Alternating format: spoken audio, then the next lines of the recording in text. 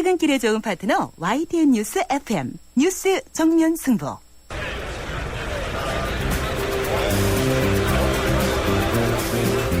그들의 이야기가 아닌 우리, 진짜 우리들의 이야기를 들어봅니다. 시장에서 만난 오늘의 민심, 시장의 소리. 안녕하십니까. 신촌에 장을 보러 온 김재호입니다. 그래도 상당히 그 서민을 위해서 노력하는 것 같아요. 아직 우리가 피부에 와닿지는 않죠. 전체적으로 평가할 때 대통령이 당선되고 나서는 어느 정도 자기 소신을 피력할 수 있는 기회를 줬어야 되는데 그거를 못했다고 생각합니다.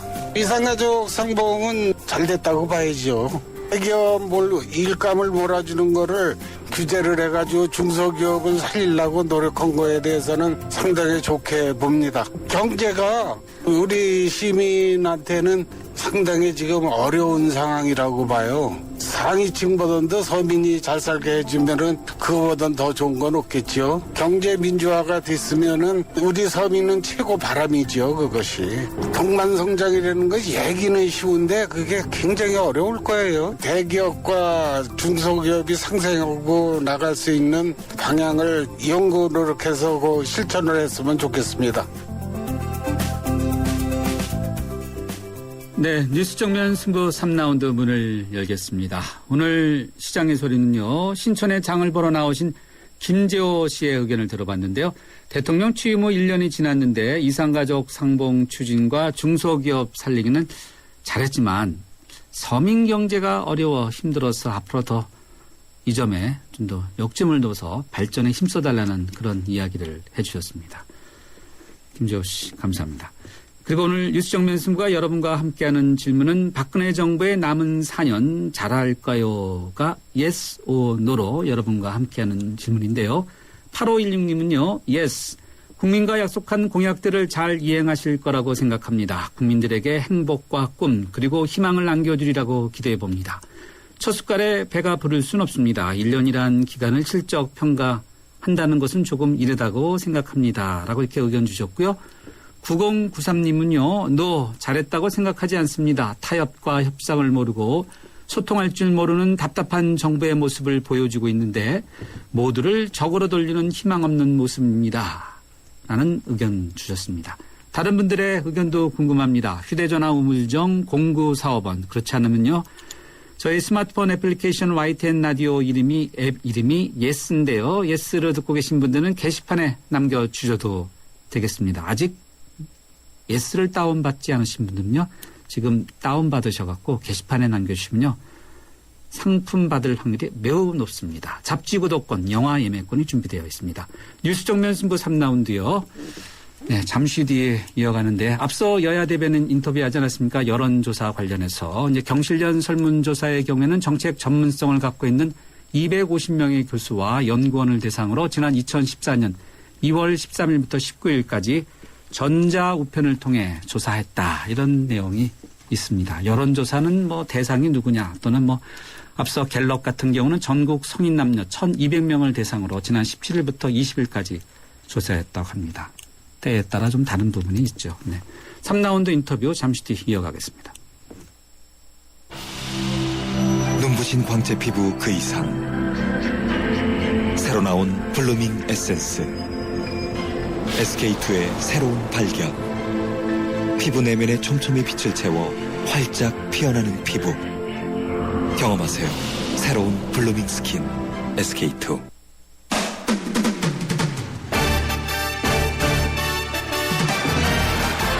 네, 이번에는 소치 동계올림픽 마지막 그 현장을 지킨 한국일보의 최영철 기자 연결해 보겠습니다. 최 기자 안녕하세요. 네, 안녕하세요. 여기는 러시아 소치입니다. 네, 아직 못 떠나신 거네요. 이제 저희 정면 승부 인터뷰 연결하고 이제 떠나시나요? 네, 그렇습니다. 예, 감사합니다. 끝까지 계속해서 저희 정면 승부 소치 현장을 연결해 주셔서 먼저 감사 인사드리고요. 자, 이 폐막식 러시아가 홈팀으로서 1위를 차지하며 끝났는데 폐막식 현장 분위기는 어땠습니까? 네, 말씀하신 대로 지난 8일 개막한 제22회 소치 동계올림픽이 오늘 새벽 폐막식을 끝으로 성화봉에 불이 꺼졌습니다. 개막식 때와 마찬가지로 개막식도 2014년을 뜻하는 현지 시간 20시 14분에 시작됐습니다. 개막식에는 푸틴 러시아 대통령도 참석했습니다. 개막식 행사는 러시아 문화의 힘을 보여주려 했다는 평가입니다. 톨스토이동 자국 출신 대문호들의 초상화를 디지털 걸개 걸음으로 형성화시킨 장면이 인상적이었습니다. 대한민국의 애국가도 울려 퍼졌습니다. 차기 동계올림픽 개최지 평창이 대회기를 인수했기 때문입니다. 대회기는 내일 귀국하는 한국 선수단 본진을 따라 전세기편으로 운반돼 2018년 평창올림픽 때까지 강원도 평창군청에 보관됩니다. 평창올림픽 조직위원회도 폐막식 행사에서 8분여 문화 공연을 통해 차기 대회 개최지 평창을 알렸는데요. 아리랑을 배경으로 한 공연 주제는 동행이었습니다. 가야금 연주자 이종길 씨와 성악가 조수미, 재즈 가수 나윤선, 가수 이성철 씨가 차례로 무대에 올랐습니다. 네, 동행이네요, 동행. 네. 김연아 선수, 네, 이제 현역 선수로는 같이 동행하기 어려운 마지막 무대 아니겠습니까? 김연아 선수 갤라쇼 분위기는 어땠는지, 김연아 선수는 어떤 분위기입니까? 네, 말씀하신 대로 갈라쇼는 김연아 선수의 무대였다고 해도 과언이 아닙니다. 경기 후 축하 공연 성격인 갈라쇼에는 모두 28명이 나섰습니다. 김연아는 이 중 20번째로 무대에 올랐습니다. 김연아는 비틀즈 멤버 존 레넌이 베트남 전쟁에 반대한다는 의미로 만든 곡 이매진을 배경음악으로 골랐습니다. 김연아의 메시지는 평화였습니다. 김연아는 갈라쇼 후 인터뷰에서 이번 판정에 대해 나는 속상하지 않다라고 말하는 등 통큰 대인배의 면모를 다시 한번 보여줬습니다. 그러면서 흘린 눈물에 대해서는 그동안 힘들었던 과정이 한꺼번에 생각나서 그랬던 것뿐이다 라고 말했습니다. 반면 25번째로 갈라쇼 무대에 오른 금메달리스트 소트니코바는 점프 연기에서 두 발로 착지하는 등 잦은 실수를 보였습니다. 네. 금메달리스트와 관련해서 뭐 페이스북이라든지 이 SNS상에서 여러 가지 패러디들이 굉장히 많더라고요. 반면에 보면은 네, 러시아로 귀화한 빅토르한 안현수 선수가 러시아의 영웅이다. 그리고 뭐 IOC 홈페이지 메인을 장식했더라고요. 네, 그렇습니다. 이번 대회 MVP를 뽑는다 그러면 안현수 선수였을 겁니다. 하지만 올림픽 대회는 MVP를 뽑지 않습니다. 안현수는 8년 만에 올림픽에 재도전해 올림픽 3관왕에 올랐습니다. 2개 대회 연속 3관왕은 새로운 올림픽 기록입니다. 안현수는 한국 기자들과 가진 기자회견에서 자신의 기화를 둘러싼 오해를 풀었습니다. 빙상연맹 파벌 다툼으로 자신이 희생이 돼 귀화한 것이 아니라 국내에서 더 이상 재기 불능 진단을 받은 무릎 상태를 보고서도 러시아가 한번 해보자라며 기회를 줬기 때문에 귀화를 했다고 말했습니다. 빙상연맹과의 불필요한 오해를 상당 부분 씻었다고 생각합니다. 러시아에서 안현수는 이리야 국보스타 반열에 올랐다고 보셔도 될 것 같습니다. 쇼트트랙 경기가 국영TV 채널 1에서 생중계를 할 만큼 인기가 높다고 합니다. 개막식 때도 안현수는 러시아 국기를 들고 입장했습니다. 러시아 빙상연맹 회장은 안현수에게 향후 러시아 쇼트트랙 대표팀 감독을 맡아달라고 공개적으로 밝히기도 했습니다. 네. 자, 무릎이 좋지 않은 것을 알면서도 한번 해보자라고 이야기했다는 부분이 저는 상당히 다가오는데, 이 패자 부활전에서 승리한 안현수, 빅토르한 이렇게 봐야 되겠네요. 그러니까. 네. 네, 그렇습니다. 네. 자, 우리의 김연아 선수는 바흐 IOC 위원장과 면담을 가졌다고 들었는데 어떤 내용이 서로 오고 갔고 왜 그랬습니까? 네, 김연아는 지난 23일 IOC 위원들이 묵는 공식 호텔에서 토마스 바흐 IOC 위원장과 비공개 면담을 가졌다고 합니다. 동계 유스올림픽 홍보에 대해서 바흐 위원장이 김연아에게 아이디어를 구하는 형식이었다고 전해지는데요. 김연아는 2012년 오스트리아 인스부르크의 제1회 동계 유스올림픽 대회 때부터 홍보대사로 활동하고 있습니다. 그러나 바흐 위원장과 김연아의 단독 면담은 아니었습니다. 김연아는 5명이 함께한 공식적인 자리에서 바흐 위원장과 면담을 가졌습니다. 한편 김연아는 내일 오후 한국 선수단 본진과 함께 귀국해 인천국제공항에서 열리는 해단식에 참석할 예정입니다.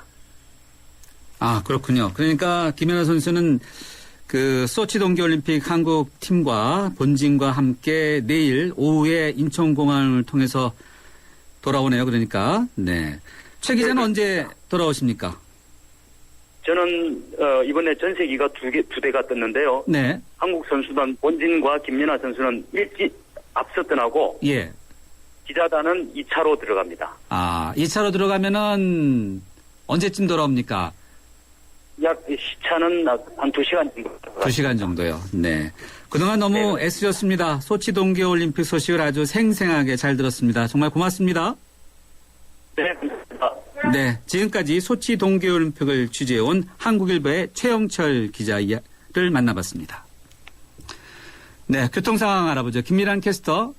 네, 뉴스 정면 승부 교통정보입니다. 월요일 저녁 시간입니다. 상습 정체 구간 중심으로 도심의 교통량이 늘어나고 있습니다. 한남대로 따라 남산 1호터널 중간부터 한남동 5거리까지 속도가 내려가 있습니다. 강남대로 교보타워 4거리부터 강남역까지도 이미 시속 20km 미만인데요. 현재 한남대교 남단에서 북단 방면 4차로에서는 추돌 사고가 났습니다. 이 때문에 이 부근이 정체되고 있고 또 다른 사고 위험이 있으니까 잘 살펴서 이동해 주셔야겠습니다. 도심 성산호는 성산 1교 남단 4거리에서 성산 3교까지 정체가 되고 있고요. 반대편도 속도 내기 어렵습니다. 요즘 아연 고가차도 철거 작업 때문에 이 부근이 많이 밀리고 있습니다. 현재 신촌도 신촌 교차로에서 창전 3거리까지는 속도가 내려가 있고요. 반대편도 시속 20-30km 안팎입니다. 계속해서 양화로는 동교동 3거리부터 홍대 입구역까지 정체입니다. 뉴스 정면 승부 교통정보였습니다.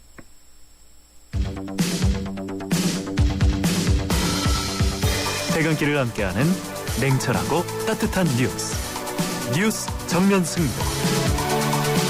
뉴스 정면 승부는 여러분의 참여를 기다립니다.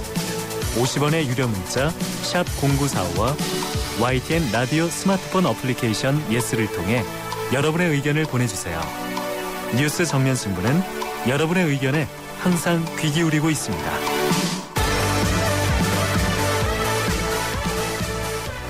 네, 세 번째 정면 인터뷰 함께 하시겠습니다.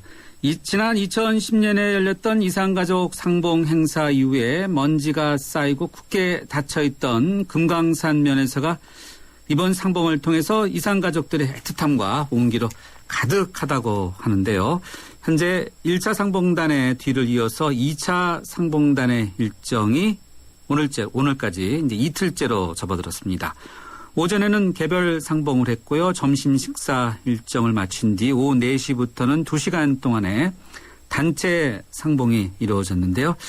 정말 이분들에게는 1분 1초가 소중한 시간이었겠죠. 지난번 이산가족 상봉과 관련해서 인터뷰해 주셨던 정희경 씨가 아주 기쁘게 이번 1차 상봉단에 참여하셔서 북쪽에 계신 가족분들을 만나고 오셨다고 하는데 전화 연결해서 어떤 분들을 만나고 오셨는지 또 상봉 소감 들어보도록 하겠습니다. 정 선생님, 안녕하세요. 예, 수고하십니다. 예. 지난번보다는 목소리가 더 밝으신 것 같아요. 아무래도 기분이 좋아서요. 아, 그래요. 네. 목소리를 들으면 이렇게 어떤 기분 상태도 느낄 수가 있거든요. 네. 예. 일정이 힘드시진 않으셨습니까? 예. 왔다 갔다 이 폭설에다 춥고 이동하는데 아주 차도 많이 타서 힘드셨을 것 같은데 어떠셨어요? 저는 82살이지만은 네. 아주 쉽게 갔다 왔습니다. 아유, 여든들이신데요. 제가 그 82명 중에서 네. 제일 사통계 청년 같은 기분으로 그래 갔다 왔습니다. 아우, 다른 분들은 힘드셨던 분들도 많은 것 같은데요. 예, 구급차도 이번에 있었고. 보니까 네. 아주 고령에 휠체어 타고 참 자기 가족을 만나겠다는 그 안타까운 심정, 네.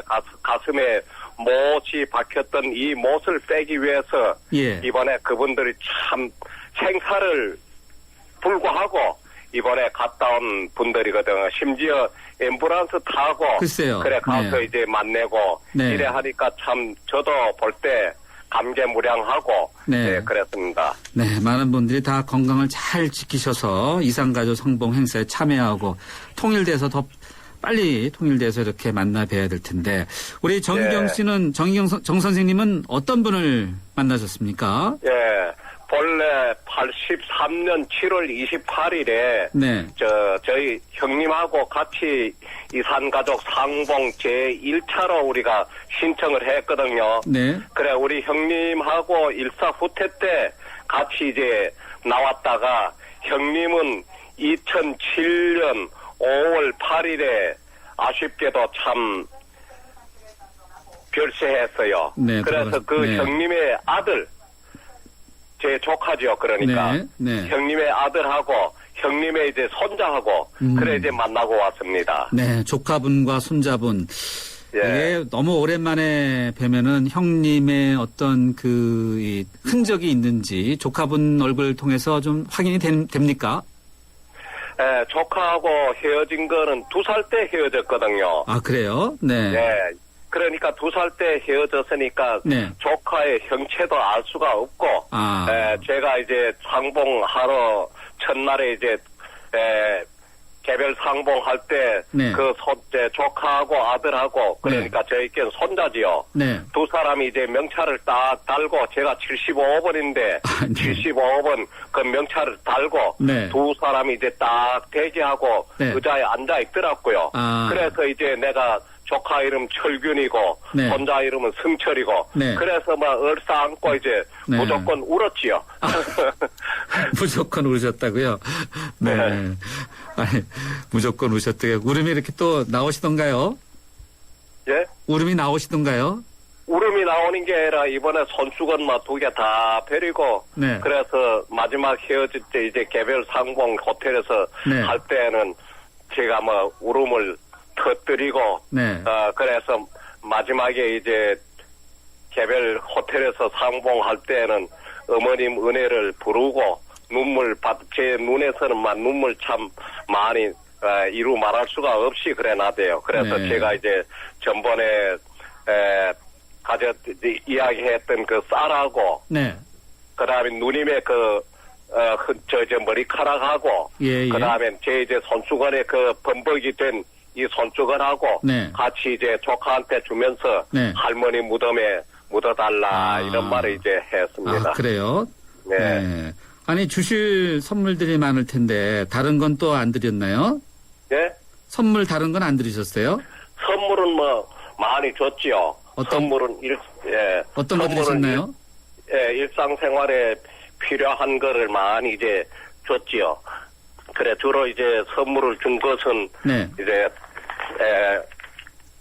품목을 전부 쭉 한번 얘기해 볼까요? 아니면 몇 가지만 얘기해 주세요. 한두 가지만요. 네. 예. 네. 품목은 이제 주로 일상생활의 생활 필수품을 이제 많이 가져갔어요. 네. 네, 그래 이제 생활 필수품 가운데 이제 뭐죠? 어떤가요? 생활 필수품 가운데 이제 남자 오리털 파카라든가 여자 오리털 파카, 남자 네이, 여자 네이. 따뜻한 거. 그다음에는 네. 북한에 추우니까 방한복. 네, 네. 그다음에는 남자 양말, 장갑. 네. 그다음에는 시계, 네. 화장품. 네. 그다음엔 또 우산, 파라솔. 그다음에는 이제 스타킹, 라면, 귀하지 싶어 라면, 초코파이. 아이고. 그다음에 과자. 그다음에는 주로 이제 가방으로 하나였겠어요. 아주 꽉 찼겠어요. 방송을 들으니까 약품이 이제 아주 귀하다고 이런 소리를 들었어요. 그래 네. 이제 상비약 네. 그걸 이제 많이 좀 샀어요. 그다음에 네. 이제 비누, 치약, 칫솔, 뭐 시계, 우황청심원 네. 이런 것을 이제 큰 가방에 2개 이제 선물 줬어요. 네. 어떤 걸 받으셨어요? 조카분 통해서는. 조카한테는 이번에 제품만 받은 게 아니고 82명이 공통으로 받은 건 그 아마 내용 알 겁니다. 소주 3병 든 박스 이제 있대요. 그리고 그 자수로 된 탁장보하고 네. 이거는 제가 준비한 것이 아니고 김일성 수령님이 이번에 선물을 주는 것이다. 알겠습니다. 이래 얘기하네요. 다 똑같이 받았다는 거죠, 그러니까. 예, 똑같이. 네. 예. 네. 당초 지난번 말씀하시기로는 형님의 끈딸은 상봉을 거절한 상태라고 말씀하셨는데. 가는, 네. 이번에 상봉한 애 누나거든요. 누나. 네. 네. 진려. 아, 예. 진료인데 네. 얘는 해산의과대학을 졸업하고 네. 그 다음에는 김책 종합병원에 부원장으로 있어요. 네. 알겠습니다. 그래서 부원장으로 있는데 자기 남편이 김일성 종합대학을 졸업하고 지금 뇌가 좀 이상이 왔는 거야. 그래서 이제 안 됐네요. 네. 그 자기 안타깝네요. 남편을 간호한다고 네. 그래 이제 올 형편이 못 됐다고 이야기를 듣대요. 네. 이야기하대요. 네. 자, 이게 분위기 좋은 이야기 많이 해주셨는데, 예. 좀 그 가족분들과 또는 관계자들과 말씀 나누실 때 옛날 이야기에는 뭐 잘 할 수 없었다. 또 분위기가 굉장히 조심스러웠다. 뭐 이런 이야기들도 저희 취재진 통해서 들었는데 실제 분위기 어땠어요? 옛날 이야기 뭐 전부 다 들었죠. 제가 제일 궁금한 것이 어머니에 대한 소식이었는데 옛날 우리 이산가족 상봉을 1차 할 때는 어머니도 60이 안 됐으니까 살아 계셨겠다. 이래서 이제 상봉 신청한 거죠. 예. 그런데 이번에 보니까 전번에 가을에 소식 오기로 그 어머니는 이미 사망이다. 누나도 90세인데 사망이다. 여동생도 76살인데 사망이다. 그래서 이번에 제가 제일 일성으로 물어본 것이 저에게는 어머니인데 지한테는 할머니지요. 예. 그래서 할머니는 언제 돌아갔다 가는 건 내가 이미 아니까 별세했다는 건 아니까 그렇죠. 별세한 데 대한 내용을 좀 알아보려고 네. 그래 이제 물어봤어요. 그러니까 어머니는 1975년 벌써 이산가족 상봉 신청하기 전에 벌써 세상을 떠난 거요. 1975년 9월 23일 네. 79세로서 네. 이제 별세를 했다 하는 소식을 듣고 네. 27살 때 그래서 할머니를 좋은 곳에다가 장례를 지냈다 하는 이와 같은 소식을 제가 듣고 참 눈물을 헤아릴 수 없이 흘렸지요. 네, 알겠습니다. 자, 이 마지막 작별 상봉 시간이라는 게 있지 않습니까? 1시간 정도 됐죠? 예. 그럴 때 그 마지막 떠날 때 이제 1시간이 다 지나고 한 1분 뭐 30초 이렇게 정말 카운팅을 옆에서 하는지는 모르겠는데 예. 그때 어떤 이야기를 좀 남기셨어요? 그래서 그때는 제가 이제 얘들은 나는 마지막으로 너를 이제 만나고 내 모든 소식을 알았으니까 나는 이제 남쪽에 가서 내일이 죽어도 여한이 없다. 이래 하니까 애들이 하는 말이 할아버지, 작은아버지 뭐 그런 말씀 하십니까? 통일이 곧 됩니다. 그래서 그러면은 너 이제 헤어지면은 너 필적이라도 한번 내 보면서 지내야 되겠다. 그래서 이제 애들이 저에게 마지막 글씨를 이제 글 썼어요. 그래서 이제 글 내용이 뭔가 하니까 우리 조카는 작은 아버지 부디 건강하시어 조국 통일의 날도 멀지 않았는데 다시 만나기를 조카는 바랍니다. 2014년 2월 25일 금강산에서 이래 해놓고 손자는 또 작은 할아버지 부디 앓지 말고 오래오래 사시어 통일의 날 고향 땅에서 다시 만납시다. 이래 하고 이제 네. 참 눈물을 머금고 헤어졌지요. 네, 알겠습니다. 정의견 씨. 네. 정말 건강 잘 지키셔갖고요. 지금 말씀 들어보니까 건강 잘 지키셔서 이제 통일이 곧 오면은 그 고향에 가셔서 조카분들 만나실 수 있지 않을까 이런 생각해보네요. 예, 네, 예, 건강 잘 그렇죠. 지키세요. 네. 예, 감사합니다. 네, 지금까지 예. 이산가족 상봉자 정의경 씨였습니다. 난 기다렸지 프로 설레는 맘으로 빛나지 이대로 멋지지 그대로 그 세상 속에 나로 난 앞으로지 프로 라랄라라 세상의 프로가 되다 LG G 프로2 네, 오늘 뉴스 정면 승부 yes or no는요. 박근혜 정부의 남은 4년 잘할까요? 라는 질문으로 여러분들과 함께하고 있습니다. 휴대전화 우물정 0945번으로 여러분의 의견 기다리고 있습니다. 잠시 뒤 4라운드에서 뵙죠. 서양 고전음악을 완성시킨 천재 작곡가 악성 베토벤. 그의 음악적 잠재력을 일깨워준 사람은 스승인 크리스티안 네페 선생님이었습니다. 네페 선생님은 지루한 이론과 반복적인 연습을 강요하지 않았습니다. 이탈리아와 프랑스, 독일의 유명한 오페라를 감상할 기회를 마련했고 어린 베토벤이 음악에 대해 더 깊이 느끼고 생각할 수 있도록 이끌었습니다. 가르치는 것이 아니라 깨우치는 교육, 아이들의 잠재력을 활짝 꽃피우는 우리 교육의 희망입니다. 이 캠페인은 I am the key, 눈높이 대교와 함께합니다. 살아있는 뉴스 깨어있는 방송 한국의 뉴스 채널 YTN 뉴스 FM. 네, 뉴스 정면 승부 4라운드 문을 열겠습니다. 4라운드 역시요. 휴대전화 우물정 0945번으로 여러분과의 대화청 활짝 열어놓고 있고요. 오늘 김동완 소장과 함께하는 경제로 바라본 세상에서는 박근혜 정부 1년과 관련한 서민들의 경제, 또 세계 경제는 어쨌는지 이런 문제 꼼꼼히 따져보는 시간 갖겠습니다. 잠시 뒤 뵙죠. 2013년 쉐보레가 국내와 글로벌에서 자체 판매 신기록을 달성했다는 놀라운 소식, 그리고 놀라운 혜택. 최대 3년 3.9% 할부 및 추가 할인, 말리부 캡티바 1.9% 할부에 최대 80만 원 특별 할인까지. 2014년에도 놀라움은 계속됩니다. 일부 차종 제외 2월 28일까지. Chevrolet, find new roads.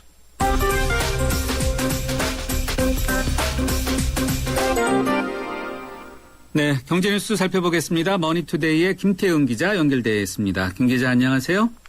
네, 안녕하세요. 농가들이 바로 조류 인플루엔자 AI 때문에 고민이 많은데 정부가 반복적으로 발생하는 농가에 대해서는 정부 보상금 지급을 줄이겠다. 이른바 보상금 삼진 아웃제를 도입하겠다. 이런 정책을 발표했다고요. 왜 그렇습니까?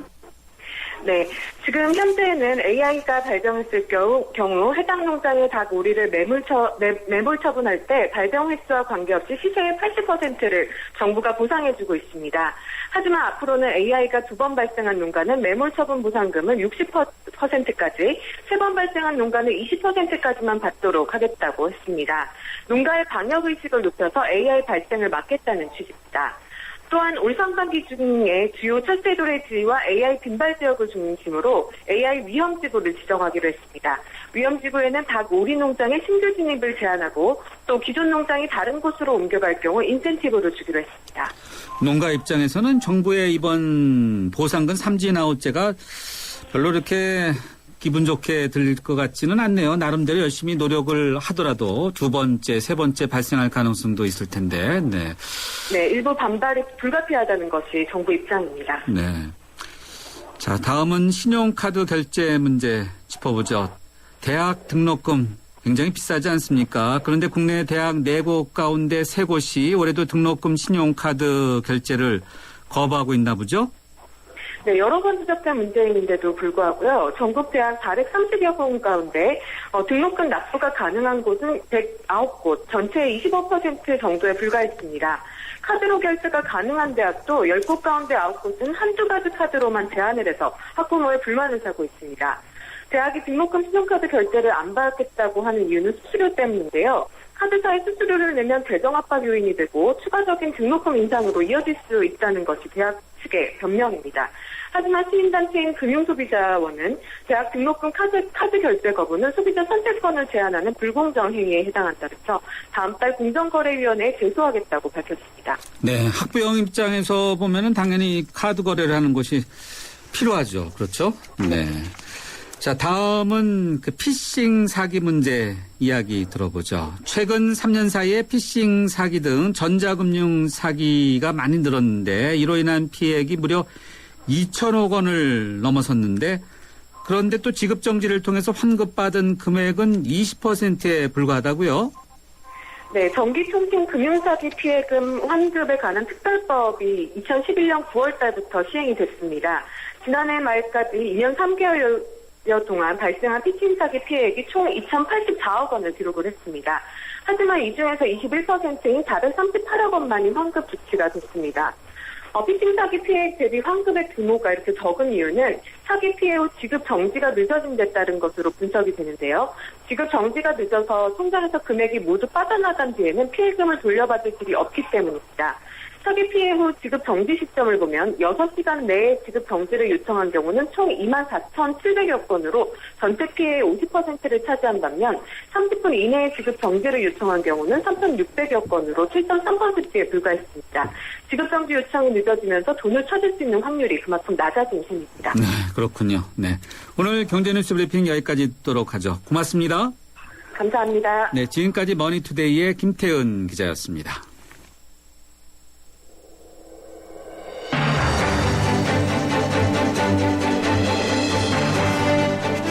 뉴스와 유쾌한 한판. 뉴스 정면 승부. 진짜 경제 이야기.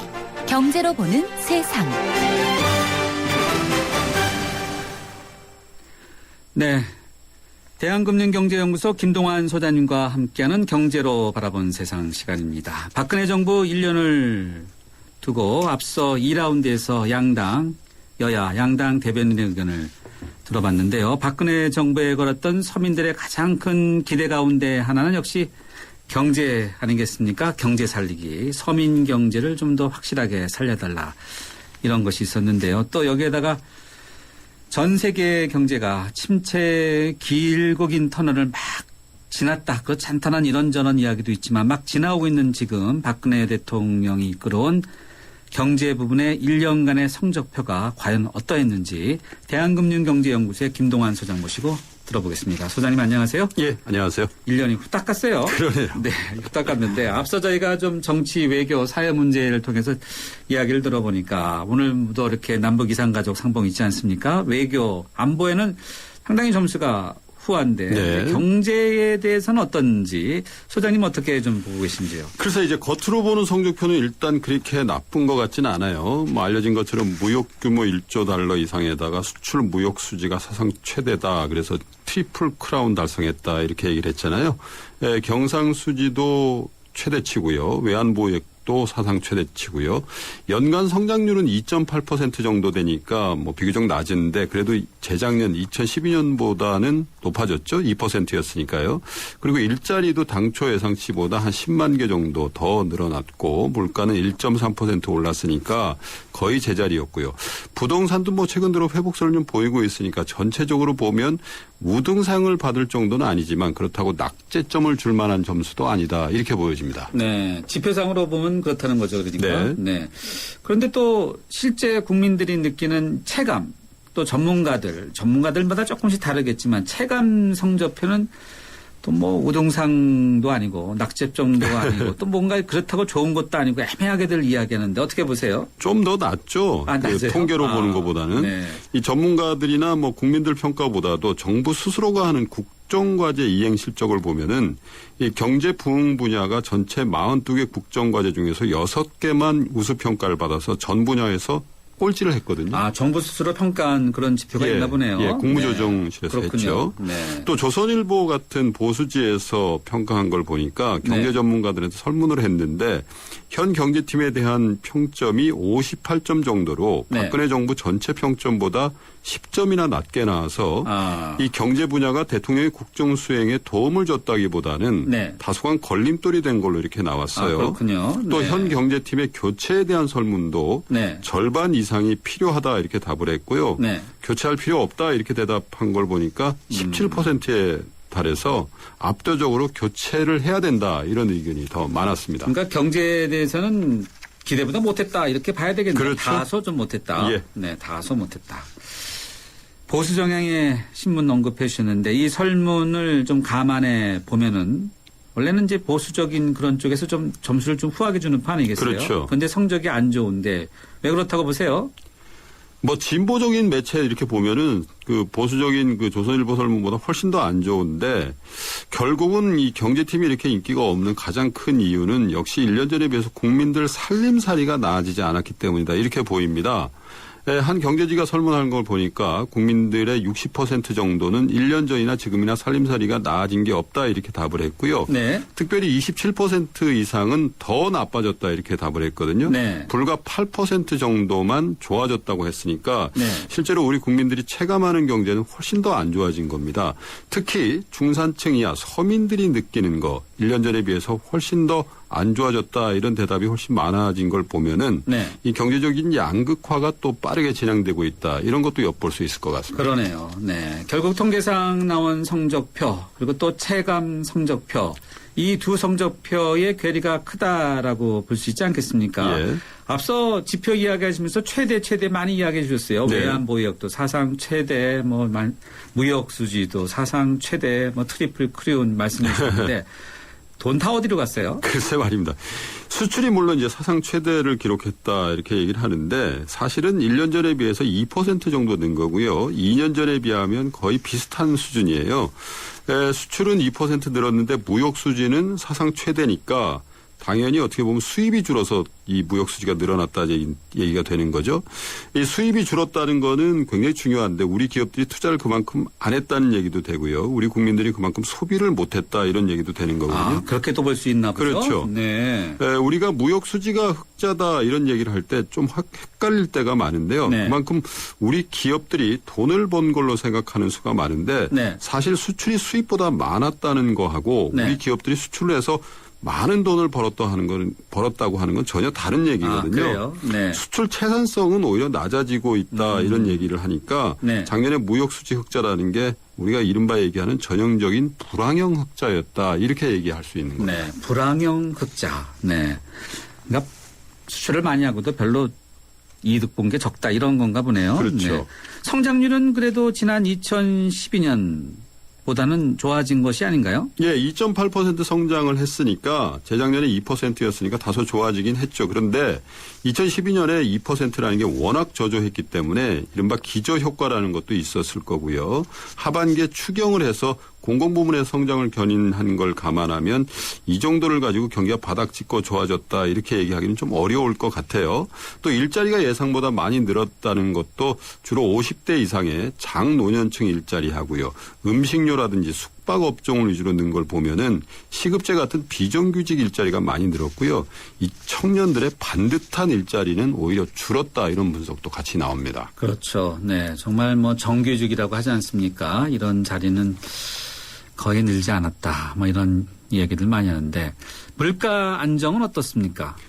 물가는 사실 너무 낮아서 걱정이다 이런 얘기를 할 수가 일본이 그랬는데요. 그렇죠. 네. 예, 한국은행이 한 해 동안 관리하고자 하는 물가 관리 목표라는 게 있는데 이게 2.5%에서 3.5% 사이거든요. 네. 그 밑이라는 게 사실상 한국은행 목표치를 벗어난 건데요. 이유를 보니까 일부 농산물의 풍작으로 인해서 가격 하락 요인이 있었고요. 국제 원자재 가격 안정이 원인이기도 한데 사실은 소비 부진이 근본적인 원인으로 보입니다. 사실 물가가 이렇게 낮게 유지되면은요, 국민들이 소비를 좀 지연시키게 되고요. 그러면 기업들 재고가 늘고 자연히 생산을 줄이기 때문에 가계소득이 또 줄고요. 그러면 다시 소비가 위축되는 경기가 장기 침체로 갈 수가 있기 때문에 이런 걸 이제 디플레이션 효과라고 하지 않습니까? 우리도 이제는 디플레이션을 우려해야 하는 정도까지 왔다 이런 분석도 있거든요. 물가 안정세를 정부가 잘한 일이다 이렇게 얘기 못하는 이유가 이런 이유가 있는 겁니다. 디플레이션 그러면 바로 일본 경제를 이야기하지 않습니까? 흔히. 그렇죠. 네. 예.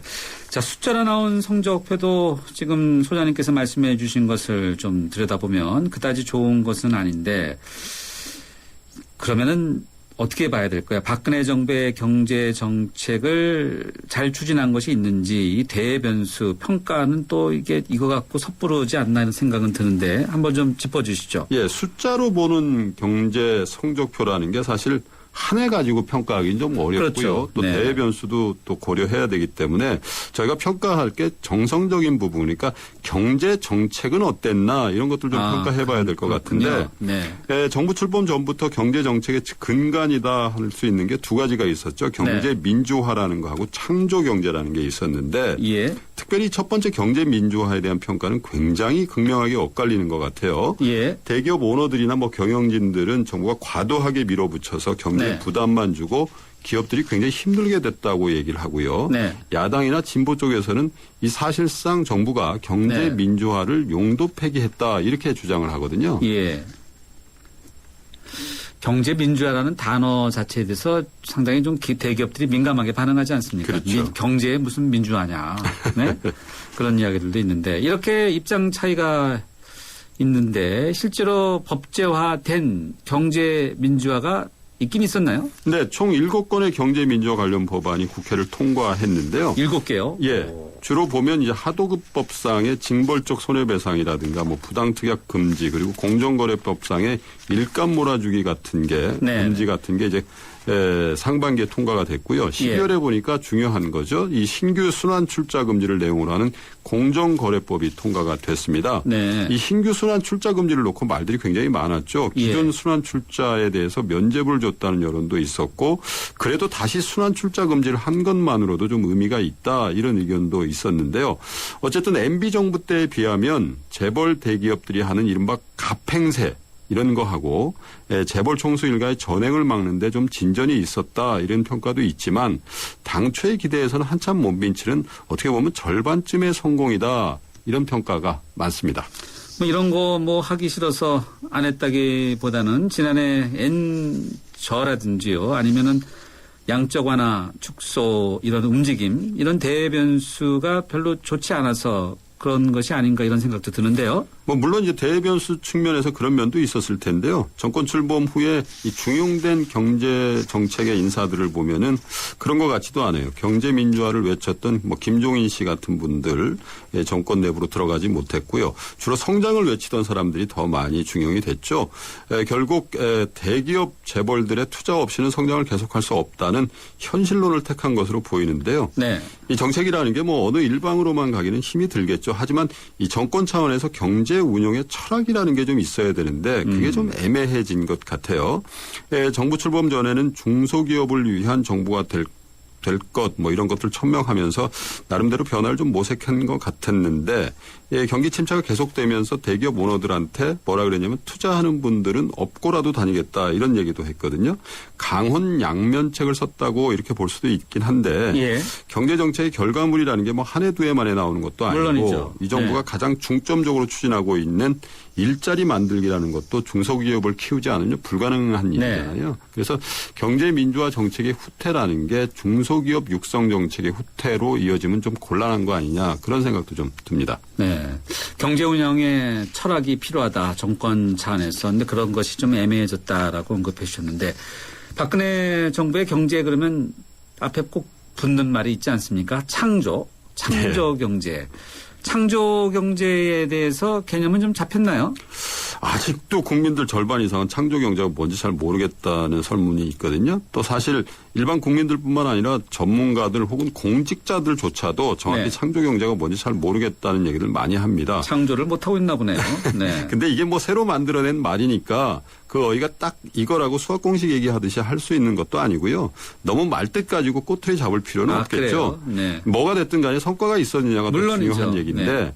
작년 한 해 동안 벤처 기업이 한 3% 정도 늘었고요. 대학에 가보면 창업 동아리도 굉장히 많이 늘었다고 하는데 뭐 이 정도를 가지고 창조 경제에 성과가 있었다고 얘기하기는 좀 곤란하겠죠. 또 창조 경제에는 돈이 많이 드는데요. 이 돈을 누가 대겠습니까? 금융시장에서 대야 되는데 금융시장에 들어가 보면은요. 사실 굉장히 냉소적입니다. 지금이야 이 창조 경제 한다고 벤처 자금 지원하라 뭐 이런 얘기를 하지만 네. 이게 2, 3년 지나서 투자 성과가 만약에 안 나오면 그때 내 자리가 어떻게 될까 이런 생각들 많이 그렇겠죠. 하거든요. 네. 그래서 그만큼 좀 절박함이 예전에 비해서 좀 떨어져 있다 그런 생각이 좀 드네요. 네. 자칫하면 이제 은행들이 돈을 물릴 수도 있겠네요. 네. 창조 경제 하면은 딱히 떠오르는 게 없다. 뭐 이런 것이 일반적인 듯한데 어떻게 예. 보세요? 그러게요. 이게 잘 모를 때는 예를 들어서 쉽게 설명을 해줘야 되는데 본보기가 없어서 더 어려운 것 같아요. 제가 자주 예를 드는 게 이제 네이버가 만드는 라인이라는 모바일 메신저 업체 예를 많이 드는데요. 예. 이게 전 세계에 3억 5천만 명 지금 회원을 가지고 있어요. 일본에서부터 시작해갖고. 예. 네. 그런데 한 가지 예를 좀 더 드려보면요. 지난주에 페이스북이라고 있잖아요. 여기서 그렇죠. 미국의 모바일 업체 하나를 인수를 했거든요. 회원 수가 4억 5천만 명인데 이게 도대체 얼마냐면요. 20조 원에 샀다는 거예요. 20조 원이요? 예. 왓츠앱이라는 회사인데요. 이 창업한 지 5년밖에 안 됐고요. 네. 종업원 수도 필수 인원이 50명밖에 안 되는데 20조 원에 팔렸다는 거거든요. 근데 거꾸로 생각해 보시면요. 우리 젊은이들도 이런 거 충분히 할 수 있습니다. 예. 시장이 적다 뿐이고요. 그래서 라인 같은 것들이 이제 보여주고 있는데 이렇게 이제 배수의 진을 친 것처럼 절박함을 가지고 하면은 성공할 수 있는데 지금처럼 모호한 창조 경제 어휘로는 좀 성공하기 어려워 보이기도 합니다. 그리고 이제 이게 이런 정책 자체가 2, 3년 지나면 어차피 끝날 거다 이런 생각을 하는 순간에 사실 정책으로서 생명을 잃게 되거든요. 대통령이 얼마 전에 진돗개 표현을 한번 했잖아요. 동물 비유 많이 하셨어요. 예. 호랑이 비유, 진돗개 비유. 끝까지 물고 늘어져야 된다. 뭐 그런 나왔어요. 얘기를 했는데 여기에 딱 맞는 것 같아요. 이 창조 네. 경제 또 벤처 육성, 중소기업 육성 이런 거는 좀 끝까지 좀 추진해야 될 정책 같습니다. 네. 페이스북이 왓츠앱 인수 20조 원이요. 예.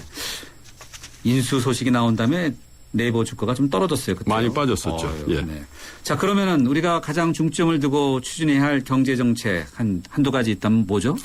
가장 먼저 일자리 많이 만들어야 된다 이런 얘기 꼭 드리고 싶은데요. 월급 많이 받으면 좋겠지만 일단은 안전성이 먼저인 것 같아요. 계약직, 일용직 말고요. 정규직으로 잘릴 걱정 없는 일자리를 늘려야 돈을 쓰게 되죠. 작년에 가계소득 늘었는데 소비를 줄인 거는 미래가 불안해서 그런 거 아니겠습니까? 그렇겠죠. 그리고 네. 안정감 있는 일자리를 많이 만들어야 된다. 이런 얘기를 꼭 드리고 싶네요. 하나 더 꼽는다면요? 주거 안정 꼽고 주거 싶습니다. 안정. 예, 아. 뛰는 전셋값하고 내리는 집값이 소비를 못하게 했다 이런 분석이 많은데 네. 전셋값 꼭 잡아야지만 그 돈으로 소비에 좀 나설 수 있을 것 같아 보입니다. 최근에 계속해서 부동산 정책 내놓고 있어요. 네. 전망 어떻게 보세요? 좋습니다. 부동산은 뭐 점차 좀 안정감을 가지고 있는데요. 네. 정부가 이 정도에서 멈추면 전셋값 다시 뛸 겁니다. 알겠습니다. 계속해서 좀 강하게 전셋값 다음 잡는 시간에 정책을 해야 될 것 한 번 같습니다. 더 들어보죠. 네. 여기까지 듣겠습니다. 감사합니다. 네, 고맙습니다. 네, 대한금융경제연구소의 김동환 소장이었습니다. 2013년 쉐보레가 국내와 글로벌에서 자체 판매 신기록을 달성했다는 놀라운 소식. 그리고 놀라운 혜택. 최대 3년 3.9% 할부 및 추가 할인. 말리부 캡티바 1.9% 할부에 최대 80만 원 특별 할인까지. 2014년에도 놀라움은 계속됩니다. 일부 차종 제외 2월 28일까지. Chevrolet, find new roads. 당신의 베이스 캠프는 어디입니까? 어디로 가야 할지 모른다면 방향이 될 것이고 계속 가야 할지 망설인다면 용기가 될 것입니다. 베이스 없는 정상은 없습니다. 세상의 베이스가 되다. 포스코.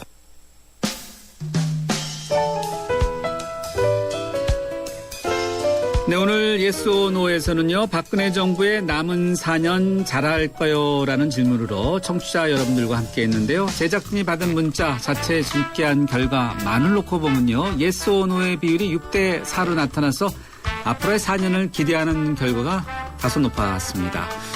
휴대전화 뒷자리 1939번님께 선물 보내드리겠습니다. 제작진 따로 연락드리고요. 의견 보내주신 모든 분들께 진심으로 감사드립니다.